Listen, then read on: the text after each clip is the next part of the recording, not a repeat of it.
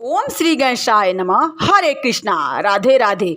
मैं कुसुम सिंह छत्राणी आप सभी का अपने चैनल शिव शक्ति में हार्दिक स्वागत करती हूँ। आज मैं आप लोगों को शिव महापुराण के पार्वती खंड के 10वें अध्याय की कथा सुनाने जा रही हूँ। नारद जी बोले, हे महाभाग, सती के विरही शिव जी ने फिर क्या किया और हिमाचल के पास तप करने के लिए वे कब गए?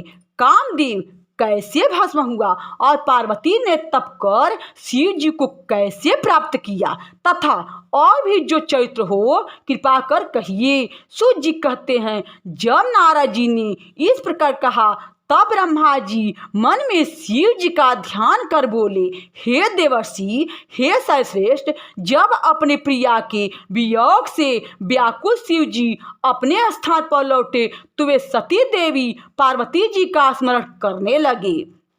फिर दिगंबर हो शिव जी लोक भ्रमण करने लगे, परंतु कहीं भी पार्वती को नहीं पाते थे।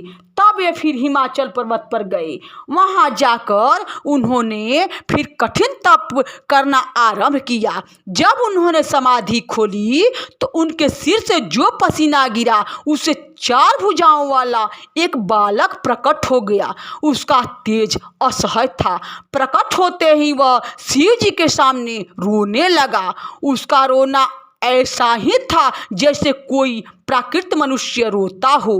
तब स्वयं पृथ्वी स्त्री का रूप धारण कर शिव जी के पास जाकर उस बालक को गोद में उठा उसे अपना दूध पिलाने लगी। उसका मुख चूमकर उस पर प्रेम करने लगी। यह देख कौतुकी शिव जी ने हंसकर कहा कि हे पृथ्वी, तुम धन्य हो, तुम मेरे इस बालक को ले आ जाओ। यह बड़ा पराक्रमी और तेजस्वी होगा। यह बालक मुझसे बड़ा प्रेम करेगा और तुम्हारे ही नाम से विख्यात होगा। इसे कहीं कोई ताप न लगेगा और बड़ा दानी तथा गुणी होकर मुझे सुख देगा। तुम इसे प्रेम से ग्रहण करो।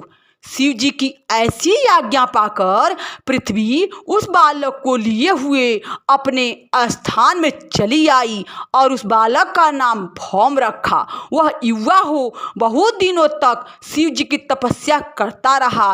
फिर शिव जी की कृपा से ग्रह पद को प्राप्त हो शुक्र से भी आगे के लोक में जा बसा। यहाँ शिव महापुराण के पार्वती खंड के 10वें अध्याय की कथा समाप्त हुई। बोलो शंकर भगवान की जय। हरे कृष्णा, राधे राधे।